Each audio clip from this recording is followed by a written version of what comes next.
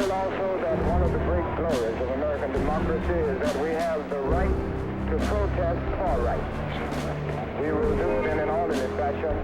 This is a non-violent protest. We are depending on moral and spiritual forces, using the method of passive resistance.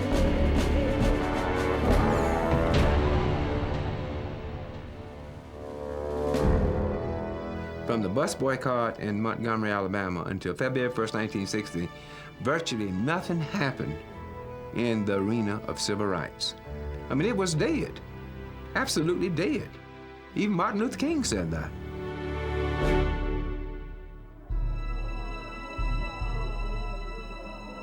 In 1960, things did change dramatically. And Greensboro is the origin of all of those events that occurred subsequent to February 1st, 1960. And I happened to be there. McNeil happened to be there, and so did Richmond and Blair.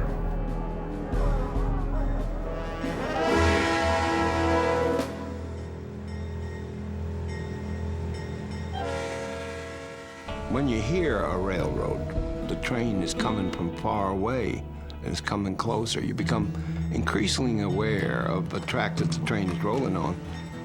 And that track is what divides white from black. That's what separates the white ghetto from the black ghetto. It's the track that heads somewhere, but you don't know exactly where, and it's not really for the good of society. And the 4 sit-ins walked right across that track in the wrong direction. They crossed the track. They went to the other side.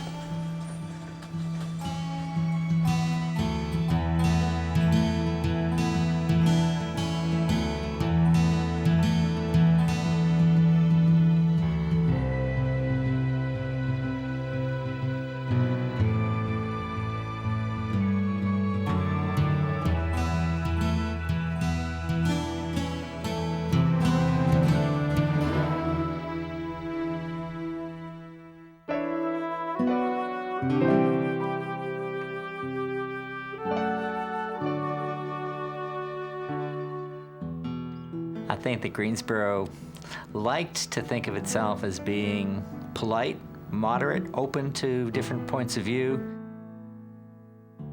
Greensboro is a town that doesn't like a lot of controversy. Life was great on my side of town. Greensboro was somewhat typical. Greensboro was like every other city in the South.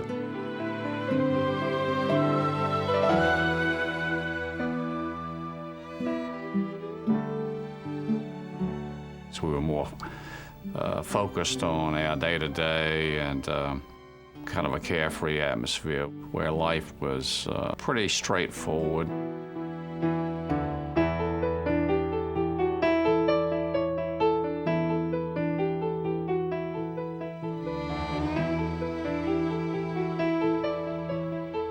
In Greensboro, North Carolina, Ezell Blair Jr. was born on the eve of the Second World War. Before I was 2 months old, my father was on his way to Fort Dixon, New Jersey to fight the war. He was an Army engineer. Before my mother met my father, she came from a tradition of very spiritual people and blues people. Jabril at that time was small, but Jabril would always do things differently. He really embraced people very easily. They loved him, and anything that he would do was right. After the end of World War II, Jabril's father returned home. My mother said he changed. I saw a picture of my father and my sister when I was about 1.5 years. Everybody was smiles, what have you, and everybody looked peaceful. But the guy I saw when I was 4 or 5 years old back in 1945 was a different guy. He was big, he was huge, but I was kind of like trembling, you know. Here comes a giant. He's come back to return, and only been Mom, my sister Jean, and my great-great-grandmother. Ezell Sr., the father, was also unnerved by the boy that had grown up in his absence. My father wanted him to be an architect or some kind of engineer. When he was a kid, he had this little Jerry Mahoney doll, and he decided that he would become a ventriloquist. Well, gee, nobody in the community was thinking about being a ventriloquist. And often in the family, there were challenges from Dad about, boy, don't you want to go out and get a real job? And grown men don't play with dolls. You're playing with this doll. My father, he was like aggressive. He had a determination that he was going to do something in his life to make life better for himself and his family and his neighbors. And then he began to talk about the NAACP, National Association of Advancement of Colored People, and he became one of the early members in Greensboro. Our family dinner time was roundtable discussion. There was much dialogue, and when he would come home from work, there were things that happened to him at school and in the workplace, things that were unfair. And he talked about how he handled those things. Throughout the 1950s, the Blair children were being challenged to look beyond the comfortable veneer of their community. Segregation had ills and some advantages. We had a community that was extremely bonded, and we had our own businesses in our own part of town. We had our own doctors. We had our own lawyers. So in many ways, it was really hard to see yourself as this little child who has nothing because you had a world that had been created for you.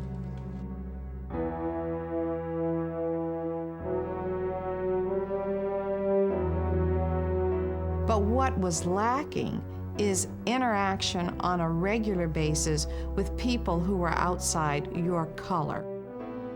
The Greensboro authorities did not see themselves in the same light as a Birmingham or a Bull Connor. They thought of themselves as conducting their race relations in a way that was more civilized. What our parents told us was true, and they told us these are the rules. You don't act out verbally or physically in the presence of other people. But if you're in the case of white people, do not do anything to incite them to want to harm you or members of your family or your friends. He said, because your mouth can either bring you to glory or it could bring you to hell. When I was about 9 years old, the Ku Klux Klan came to Warnersville community, and they put out a message. When we catching the niggers out in the street at night, we're gonna kill them, hang them, and burn a cross in front of their house. I said, what is Ku Klux Klan?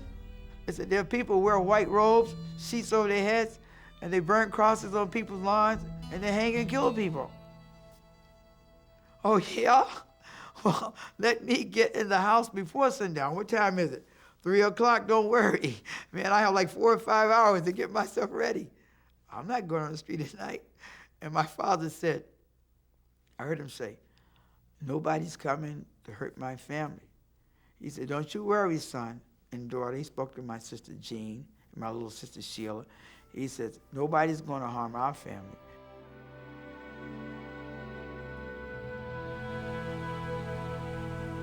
Jabril enrolled at Dudley High, an all-black school in Greensboro's segregated school system. In these halls, he became good friends with a new student, Franklin McCain, who had recently arrived from out of town.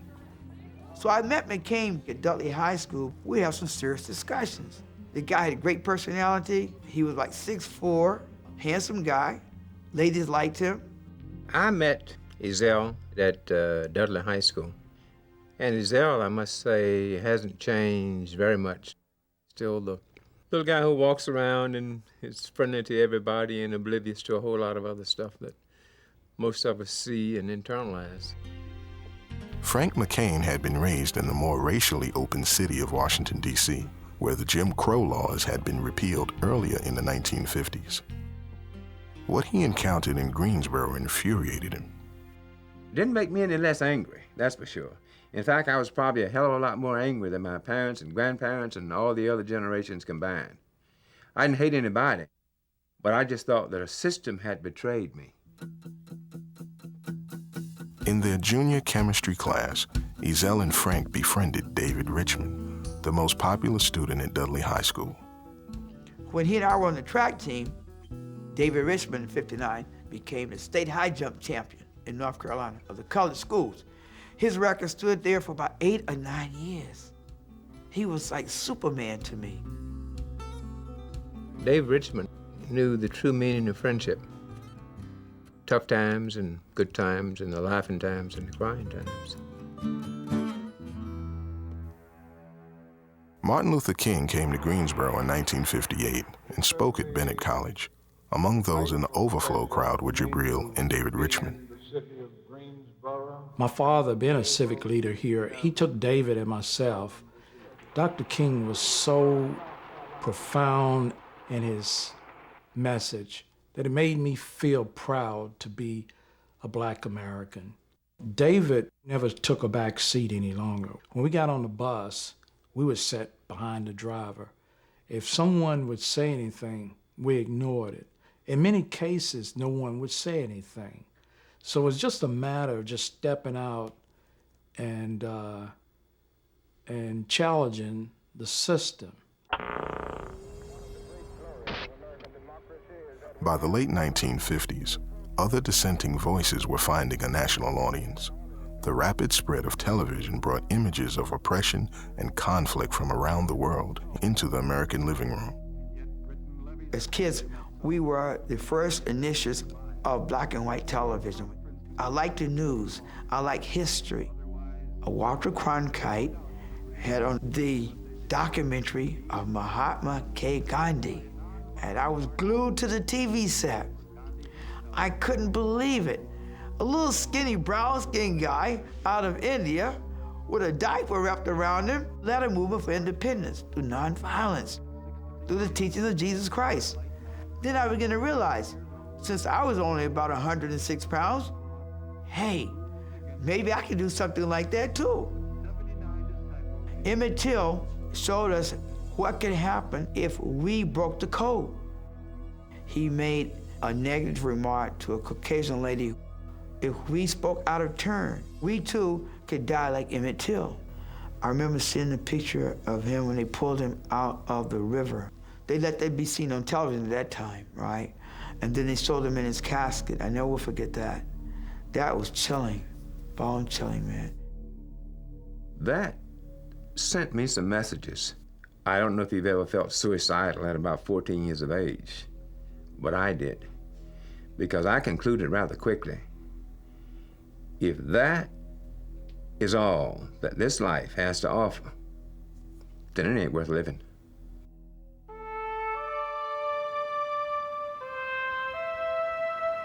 In the fall of 1959, Ezell, Frank, and David enrolled in the all-black College of North Carolina A&T. My father said, you have to attend A&T College where I went. Oh, Dad, Mom, do I really have to? I wanted to get away. I wanted to explore who Ezell Blair Jr. was. I'd never been away from home before a long time by myself, and so I moved into room 2156 Scott Hall. All the jocks and athletes lived on the end of the hall. Somehow they stuck me in there with them. In November of 1959, my roommate, they called him Scarf, had a disagreement with me. At night, he would leave the room, the window open at night, in the dead of winter, 25 degrees outdoors, snow is coming in, and I would come in and pull the window down. So he said, I'm giving you warning. One more night you come in here while I'm sleeping, and you pull that window down, out the window you go. So one evening in November of 1959, I was tired. And I said, well, if I'm gonna die, at least I'm gonna die while I'm warm. So I pulled the window down, he woke up out of his sleep. And I said, oh God, help me. So the guys on the hall ran down the floor, they grabbed him and said, don't kill him, Scarf. Don't kill him, he must be good for something. So I went straight to Joseph McNeil's room that night. He said, you can live with me. My roommate left the first week and went back to Texas. by virtue of them living together, we did have the occasion to meet Joe. First thing that you determine is that Joe is not your typical freshman male student. By and large, his conversation was not about people. It was not about things. More of ideals. I sensed my family was a very proud family, an arrogant family. In a way, we used to say, we may be poor, but we're proud, which would say that the pants might be torn, but they're clean. Joe was cute when he was a freshman, and there was some New York background, and anytime you're a girl from the South and a guy comes to town and he's from New York City, even if he just worked there in the summer and come here, this was really great. Joseph McNeil would walk the campus with his head high. His major was engineering physics. This guy had a mind like Einstein, a photographic memory. He was quoting Shakespeare, Plato, Aristotle.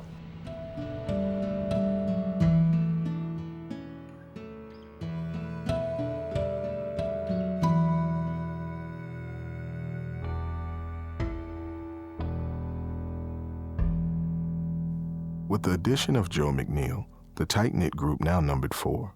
They quickly became inseparable. Well, these are 4 extraordinarily different people who come together in this wonderful chemistry that bonds them into a solid unit. I think we nurtured each other that just wasn't available to a lot of other people. And I don't think it happens too often where 4 people think a lot alike about the same subjects. In fact, we got to the point where we could tell almost what each other was thinking. We began to share our classes together and dinner together. And then we would meet in the dormitories at night to have our discussions.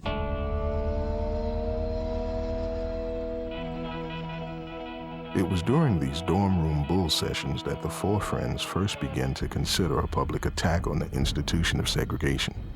First of all, we didn't trust anybody over 18. We said they've had a lifetime, 2 lifetimes to do something, and what they've done is screwed it up. These are young guys who came of age at the time of the Brown decision. They grew up with the lynching of Emmett Till. They're very much aware of what's going on in the way of racism. They know that things are supposed to change. They know things are not changing. And they now have to figure out what they're going to do about it. Joseph started talking about revolutionary things. He said, we need to do something, man. He said, I'm sick and tired of going downtown to Woolworths and Cresses and we can't get served. The dorm sessions, probably the vigor to become involved intensified. And you get to a point where you just have to get up and do things. The guy who was kind of a calming force, that was David Richmond, who would sometimes, in the heat of battle, one of his greatest strengths was to just ask a question. We talked about it from September 1, from freshman orientation week up until after the Christmas holidays when we came back.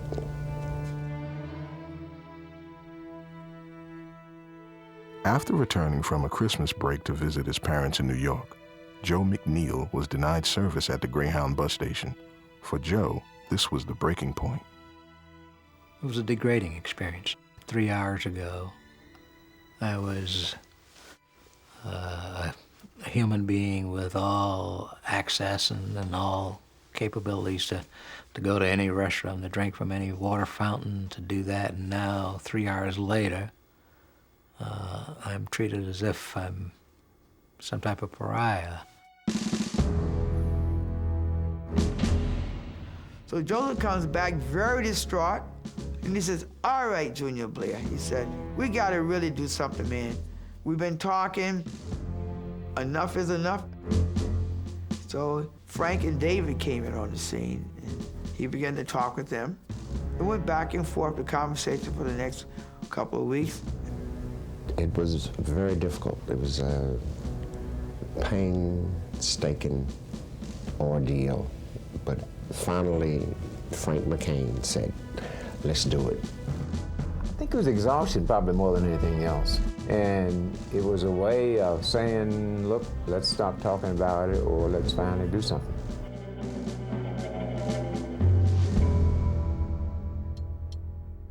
That was the dare. See, Joe put the dare to Frank. Said, you know, are you chicken? He said, McCain, are you chicken? And then Frank, the moment of truth, responded. He laid the gauntlet down. No, man, I ain't chicken. And they looked at David Richmond and said, McCain would put his finger in your chest. yeah, Say, yeah, that's like a I'm not. zero. You're not. He said, you, Hopper grasshopper, are you chicken? And David said, oh man, I ain't chicken. And they looked at me and said, easy, are you chicken? I said, come on, man. I said, I don't think I can go right now. I got too many things to do. They said, no, we're gonna vote on it. This is the Democratic way. So you said, everybody in favor, raise your hands. And you raise your hand. But there was another vote to be cast. For Jabril, parental approval was essential. On the night of the 31st, Joe McNeil, Frank McCain, David Richmond, and my son came out to the house. And he said, we are going to do something tomorrow. This was on a Sunday night. We're going to do something tomorrow that's going to shake up the nation. And I said, shake up the nation? What are you talking about? Father said, yeah. So you guys are going to take a serious step. Do you guys realize that what you're doing is going to affect not only your families, your friends, your community? Are you ready for that? You guys got to watch your mouths, your impression, your body language, you know, because the way you act, it's how people perceive you.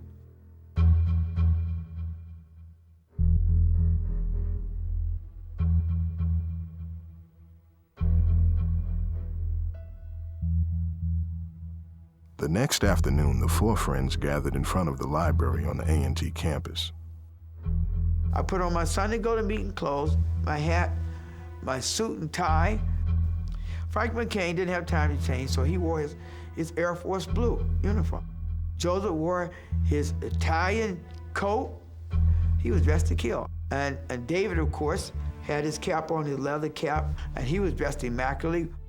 I had some anxiety, and my anxiety was the unknown. I really didn't know what was going to happen. I just assumed that we'd be plugged on the head or we'd be thrown in jail. But I tell you, the one thing that I was certain of is that we weren't coming back.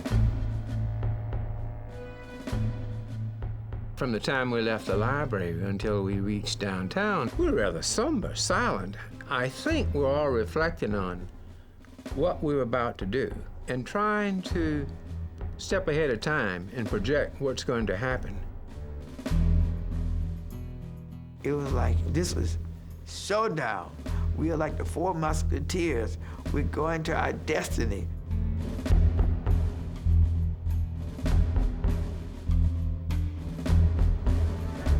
When we walked into the store, we wanted to prove that we were customers. I bought a notebook and made sure to get receipts.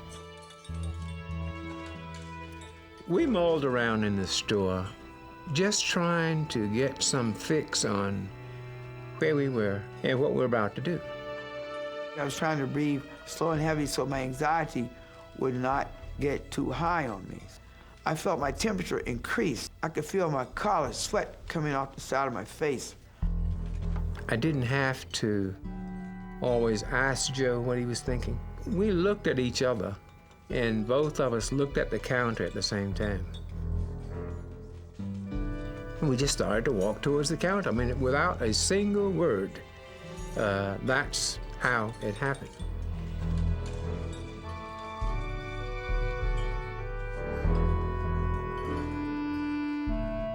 And we took our seats.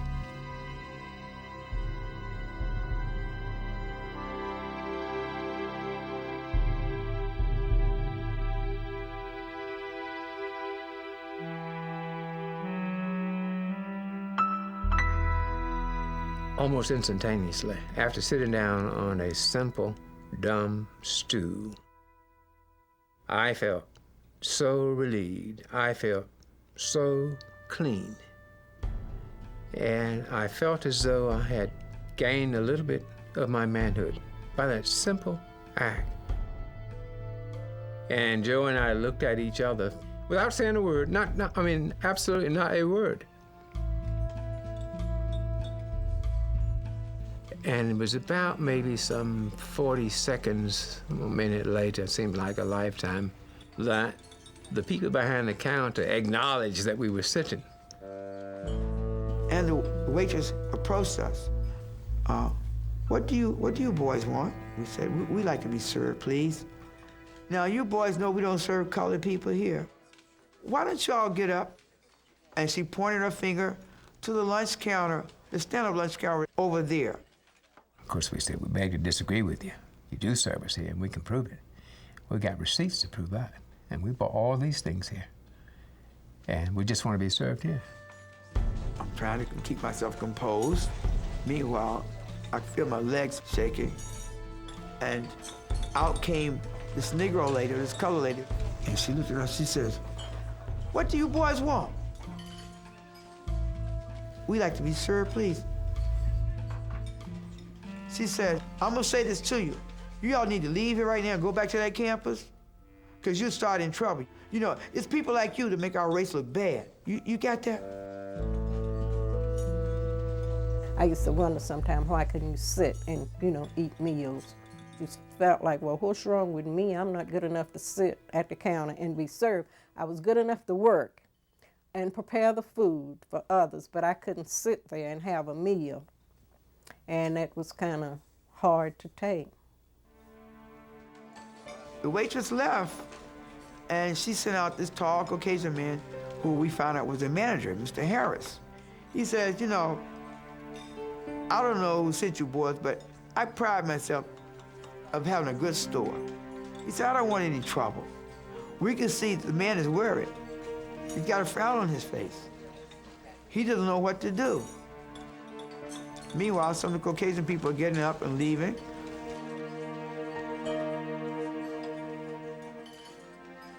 Shortly thereafter, we noticed a policeman who comes into the store, and he is as red as your shirt when he sees us sitting at the counter. And he took his nightstick out, and I said to myself, I think this is it. I could almost feel his hot breath. This guy was breathing fire. One of the officers started to take his billy club and just sort of hit it in his hand. That was perhaps unsettling, to say the least. Meanwhile, tension is going full speed now. Teeth are chattering, sweat is pouring off like water, like a river. I can imagine what he was thinking. I know what I want to do, but I have no justification for doing it yet, because I haven't been provoked. And once he pays 2 or 3 times and do anything, I said to myself, aha, he doesn't know what to do. He's frustrated. McCain and I are sitting at the lunch counter, and an elderly white lady comes and sits next to McCain and starts a conversation about being disappointed in us. And McCain inquires, "Ma'am, why are you disappointed in us?" And she relates that she's disappointed because it took us so long to do what it is that we're doing. To hear someone say that, whom you least expect, it was quite rewarding. It was quite calming, it was quite reassuring. When that was observed by other folk in the store, there wasn't much noise anyway. People had stopped talking. For a 5 and 10 cent store, it was quiet. It was more like church service. Curly, as he was called, was truly frustrated. So he finally goes back to the corner and leans up against the wall and is like, "My God, won't these guys leave here? Won't they please get out of my life?" That was the kind of expression that he had. A short time later, it was announced that the store was going to close early. Nothing occurred. The police were there. They didn't arrest us. We were shocked. They closed the store. We said we would be back.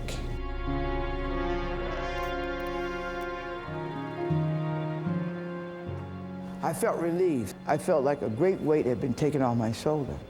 We had witnessed between ourselves a great transformation. David Richmond said, if I don't do anything else in my life, this is the peak of my life. I think I've done my greatest jump. People take on a religion to try to get that feeling. I mean, that's what Buddhists try to do all the time. And here I am at 18 years of age, having that feeling of total freedom, total acceptance. I'm asking myself, what do I do for an encore? It's all downhill from here. On the sidewalk outside Woolworth's, a reporter from the Greensboro Record caught up with the four sit-ins. The reporter had been contacted by Ralph Johns, a local civil rights activist and friend of Joe McNeil's. The reporter asked us, were we coming back the next day? So we said, yeah, we're coming back the next day. He says, you have backup? We say, sure, we had no backup at all. See? So when we went back to campus that evening, we need to get some help. And the way to get help, Joe and I concluded, is to summons those people on our campus who had leadership positions.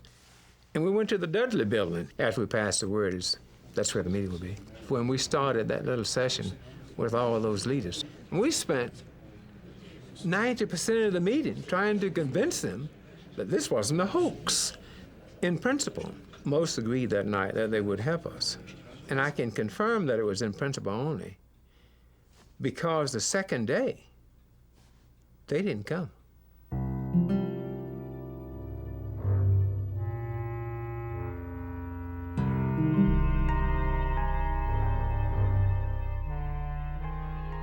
Long before the students arrived, people gathered, and among them were the UPI and the AP newspaper reporters, photographers, Channel 2 WFMY TV crews. It seemed from the presence of the media in force that someone did an excellent job getting coverage for the second day. Curly Harris, Woolworth manager. I do remember the cameras coming the second day. They were in shock and disbelief as well. I think they didn't believe we were coming back. One of the most important things about what Greensboro represents is that it happens at a point when television news is becoming a major institution. And for significant periods, what is going on in the South with black people becomes a staple of television news. And black people recognize that this show is your show. This show is our show. We are the ones who are now creating news in the society. I saw the coverage on television. It actually had taken over the news, every channel. In the classes and in the hallways at my school, everything was like mass pandemonium. By now, everyone in and around Greensboro had learned of the protest. People on both sides of the issue spent that evening preparing to join the fray. The very next day in High Point, North Carolina, students were sitting in.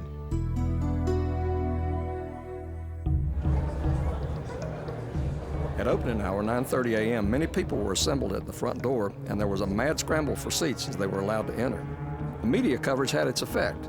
Now, I knew that hundreds would be involved, that Woolworth's was in the middle lane, like the middle lane of a three-lane highway, in a no-win situation. I knew then the eventual result. Woolworth's would serve, but it would have to be when the fury subsided. Curly Harris, Woolworth's manager. About day 3, we started to get the opposition to come in. I mean, they saw what our strategy was.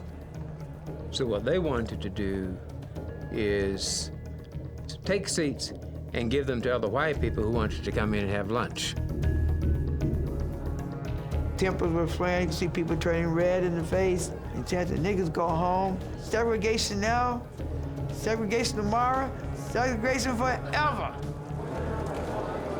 And I believe that the real people had begun to stand up and show their true feelings once they got over the shock factor.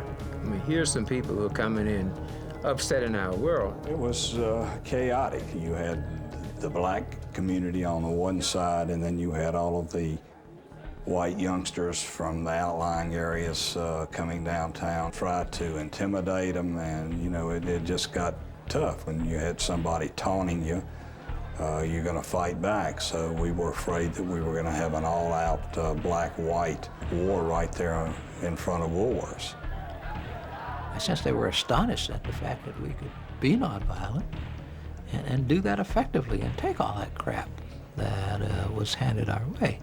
That was very important for them to adopt the kind of Gandhian non-resistance that they had as they sat there and they opened their books and they studied and they refused to respond to incitement or provocation.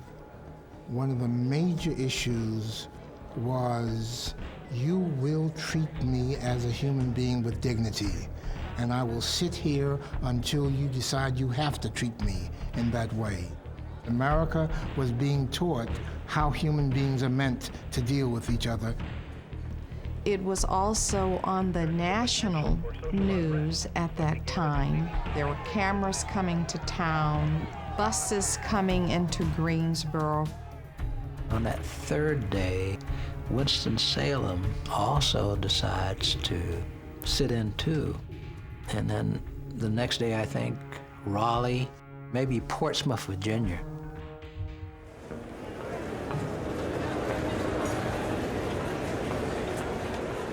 Things were more tense.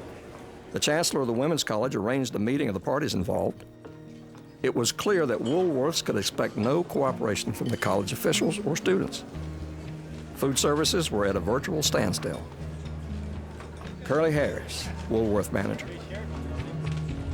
We had a president who was very liberal and understanding. I remember she didn't come forward and say, girls, you need to go. What she said was, do what your conscience tell you to do. And so several of us went down and just served as observers. We had the female students from Greensboro College and a couple of the folks from Bennett who showed, in my estimation, extraordinary acts of courage because the abuse that was heaped on them for participating was extremely high. One made a threat to me, you know, there's a nigger's girlfriend, let's get her. I had a lot of difficulty just being quiet and doing as the students had been directed to do, and that was to be peaceful and not react to threats and so forth. And that was very hard for me. As a matter of fact, after a while, I was told by some friends to leave because I was really quite angry. And I was especially proud when the students, the white students from Women's College came. When the three of us walked in, these people who were occupying stools so that no A&T students could get to them turned around, saw us, and said, of course, thinking we were going to join them, do you want to sit down? And the three of us took our seats at the counter, and when the waitress came up to us and asked us what we wanted, we said, I think there's somebody here ahead of us. And of course, at that moment, the cat, so to speak, was out of the bag. So we sat there for hours with things getting more and more hostile, more and more charged. But it seems that a lot of the students who were there were football players at A&T, and they were big guys. And the store closed at 5:30. By about 5 o'clock, they had somehow started making moves to leave and made a circle around Marilyn and Jeannie and myself. And they walked us up the aisles with all of this mob of people yelling and jeering and carrying on. Got us out to the sidewalk, and really one of the most moving moments of my entire life was the fact that we stood and they said the Lord's Prayer in the middle of this circle. And then somebody had called a taxi cab. The guys opened up. They put the three of us in the back of the cab, and that's how we got back to campus. One of the Bennett College women on the scene at Woolworths was Betty Davis. She had recently become friends with Frank McCain. I was probably quiet, and he had come from Washington, D.C., where, well, women were a little bit different. And I had gone to this private school and just thought that I had to be a lady all the time, and I was going to do that. I finally said to her, I like you, you're a nice person, but I just don't have time to do what guys my age do. You're either with me or you're on the other side someplace. So she saw fit to bring her hips downtown and demonstrate. I look up, and who do I see? There's Betty. And someone who had never dreamed that they would be downtown demonstrating. By now, the protests had effectively paralyzed Woolworths, and other Greensboro businesses were beginning to suffer. Dr. Wormuth Gibbs, the president of North Carolina A&T, found himself under pressure to bring the demonstrations to a halt. Our president, Dr. Gibbs, was called in by the power structure of Greensboro to say, pull these dogs off. And he called us to his office. He said, I'm going to tell you boys, there's a lot of pressure to stop you from doing what you're doing. And I'm feeling it, but don't worry about me. The thing that I want you to do is to follow your conscience and do what you think is right. If you're half the man I think you are, I know what you'll do.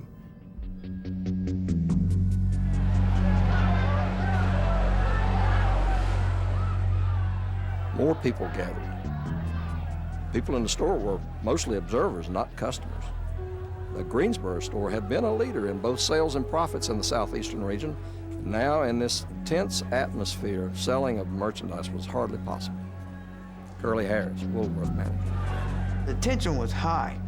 I would say roughly, there were at least 300 students downtown. This was a dangerous thing. Nobody knew how it was going to go, and nobody wanted to get sent home. My parents were going to be maybe a little shocked. You did what?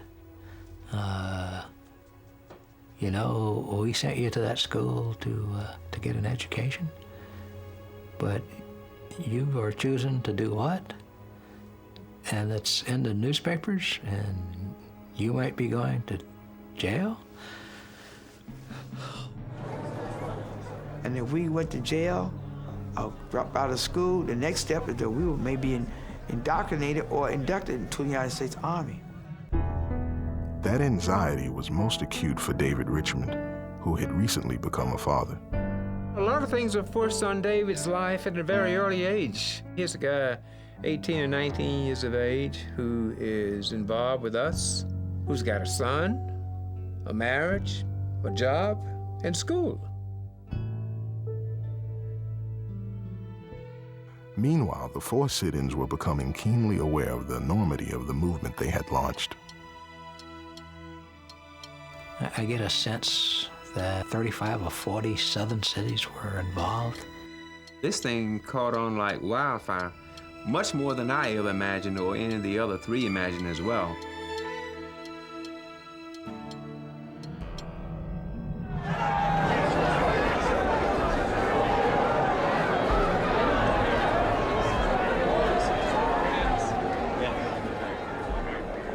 Opening hour 9:30. Instantly, all seats were occupied, and soon after, approximately 1,000 people were in Woolworths, filling up the aisles, all watching to see what would take place. Curly Harris, Woolworth manager. I do remember huge numbers, and it's been captured on film, and you can see the tension in the air. It wasn't as though we were immune to things that caused people to resort to violence. I fully expected violence, yes, indeed. By this time, the protests had spread to lunch counters at Crest Department Store, bringing downtown Greensboro to a virtual standstill.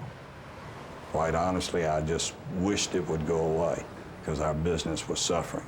Most people felt the same way, just stay out of downtown unless you had urgent business. I was in Crest that morning. It was tension because we had occupied all of the spaces at the lunch counter. And there was a lot of heckling coming from the other side. And amidst all of the shouting and the noise, all of a sudden there was just quietness. And when we turned to look, at the top of the stairs were the football team in their blue and gold jackets. And then as they descended the steps, you know, and things got very, very quiet. And at that point, I remember the manager getting on the lunch counter declaring that this place was closed. Meanwhile, at Woolworths, the crowd grew more hostile. This one Caucasian guy came up. He saw this big 6'3" football player. He said, you know, nigga, I'm gonna kick your A, right? He threw his hand at him. All of a sudden, this football player gave him an elbow. Wham! I said, oh man, things are getting tight, you know. And then there was the city council saying, you know, you boys need to cool this down a bit. Things are getting too dangerous out there. We're afraid there's gonna be a race explosion. At 1:09 p.m., the information desk relayed an urgent request to the manager to answer the phone. The caller stated that there was a bomb set to explode at 1:30 p.m. and hung up. I was asked, what are we going to do? To which I answered, let's close up. Curly Harris, Woolworth manager. Around 1 o'clock that day, the management said, we're closing the store. There's a bomb threat. Everybody leave and go home. And I seen these girls running up the steps, and some of them was crying. Anitha Jones came to the kitchen and she said, come on, you have to come out of here. I said, what's going on? She said, it's a bomb threat. And I threw them things down and I started running, and I went down them steps and I looked upstairs and Mr. Harris was up there looking at the window. And I thought to myself, well, if it's a bomb threat, why is he up there looking at the window? Finally, the stores were closed, and the students from A&T began to snake dance back to campus across the street. Shoom, it's all over. Shoom, it's all over.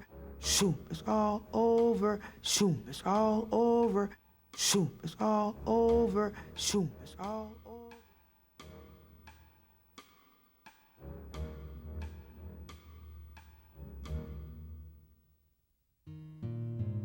That Saturday, a moratorium was called in good faith, trying to give store officials and the city officials an opportunity to work things out. And that didn't occur. We went back into the stores and we occupied the counters at Crest and Woolworth. We refused to leave the area and we were arrested for trespassing. The protests continued through the spring, and when the college students left for summer recess, Dudley High School students took their place. Finally, on July 26, 1960, after nearly a half year of protests and negotiation, store manager C.L. Harris decided to integrate Woolworth's lunch counter. The summertime is when the Congress of Racial Equality, CORE, sent directives to all the merchants, demanded that we integrate our sales staffs. So that was another battle that had to be fought. And I think he just realized that on top of the sit-ins to integrate his lunch counters was going to be too much to take, and when the kids came back to school, it was going to be hell to pay. And that's why I think he managed to do it over the summer. I think what's remarkable and what makes Greensboro distinctive is that this really took off in Greensboro. From 4 the first day to 23 the second day to 66 the third day to 100 the fourth day. Then the press comes in, you get TV cameras there, 1,000 the fifth day. And then within 2 months, you've got 54 cities in 9 different states, and you've got everyone covering this. And within 6 months, you've got a 4-page segment of the New York Times every day that's doing nothing but talk about civil rights demonstrations. And that leads up to young people in these towns, cities, asking themselves what kind of role should they be playing in what is obviously a great drama that's beginning to open up in the society. That simple act of sitting down to eat turned out to be the catalyst that ignited a decade of revolt. The students had discovered the power of direct action protest. Their energy and example spread quickly in sit-ins in Nashville, Atlanta, and throughout the South. As one protester put it, that dime store was the birthplace of a whirlwind. And what February 1st did was, in effect, to provide a new language, the space, the opportunity for a generation to come alive. And when that generation came alive, the movement was transformed, and everything else fell into place behind that new movement.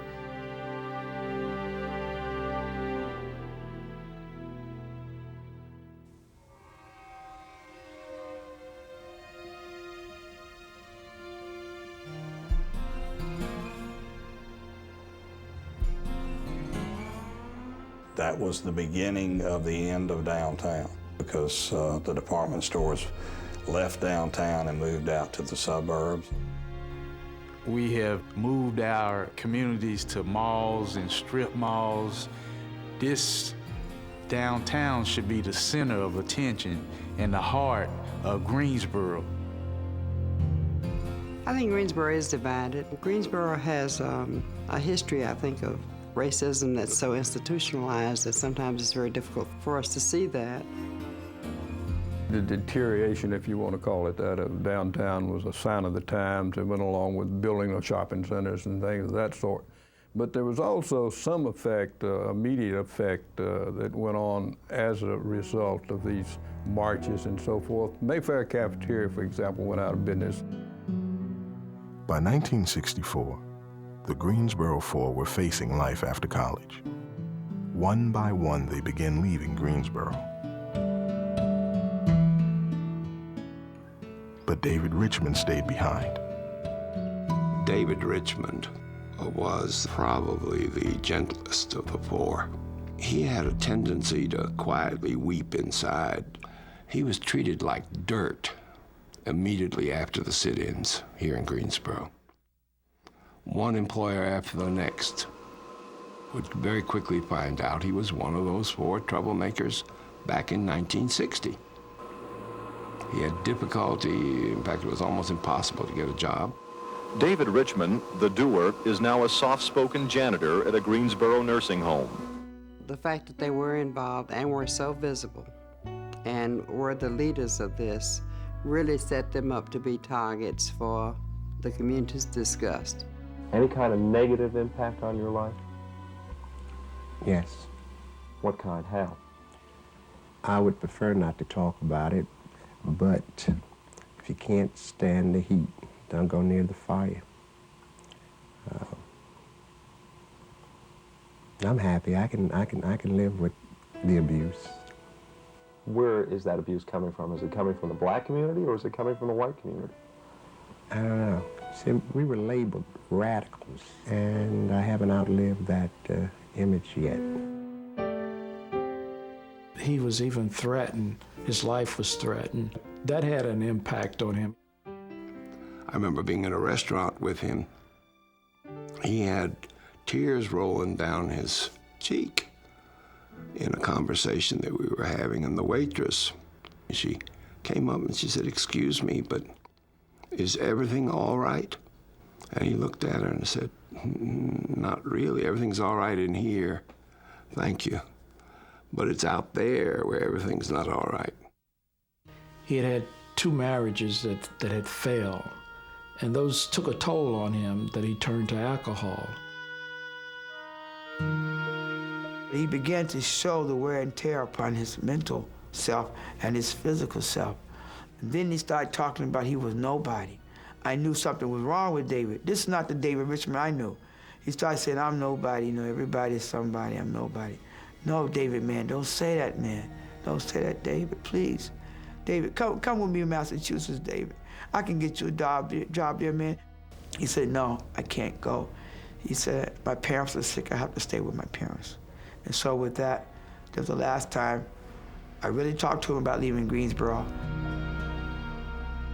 On December 7th, 1990, David Richmond died in Greensboro.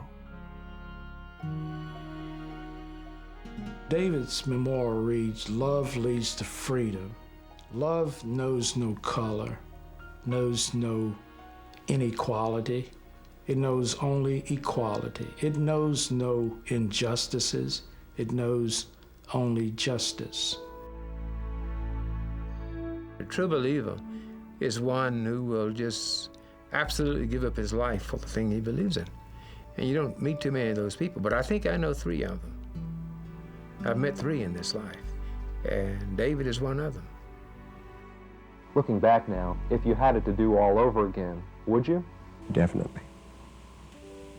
I feel pretty good about it. At least I've accomplished something, one thing in my life that I'm proud of.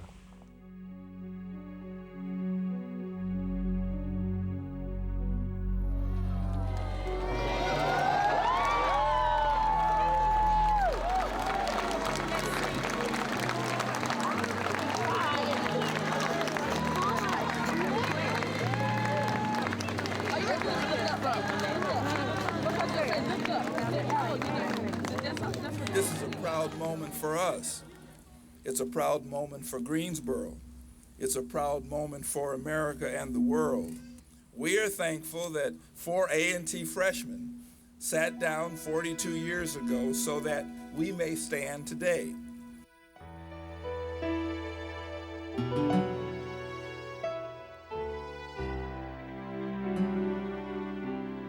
February 1, 1960, if I had to do it over again, I would.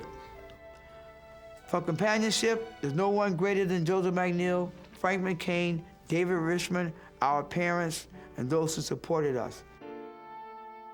Jabril Kazan left Greensboro in 1965 and moved to New Bedford, Massachusetts, where he and his wife Lorraine raised their 3 children.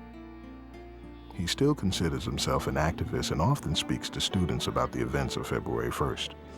The problem about race is a mental, it's a spiritual one.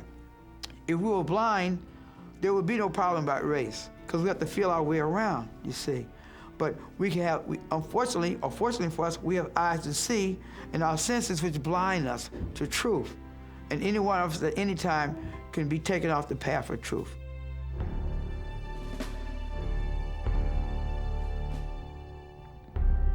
When I graduated from college with a BS degree, I was also commissioned 30 minutes later on the same stage. As a Major General in the Air Force Reserves, Joe McNeil helped initiate a series of diversity programs, which profoundly changed the culture of the institution. In 1967, he married Ina Brown, a member of the Lakota tribe. Together, they raised 5 children. He never wants to judge anyone unless he gets to know you first, you know.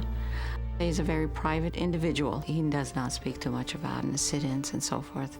We try to teach our children that we were all created noble, and those things occupy him a lot more than what he did a long time ago.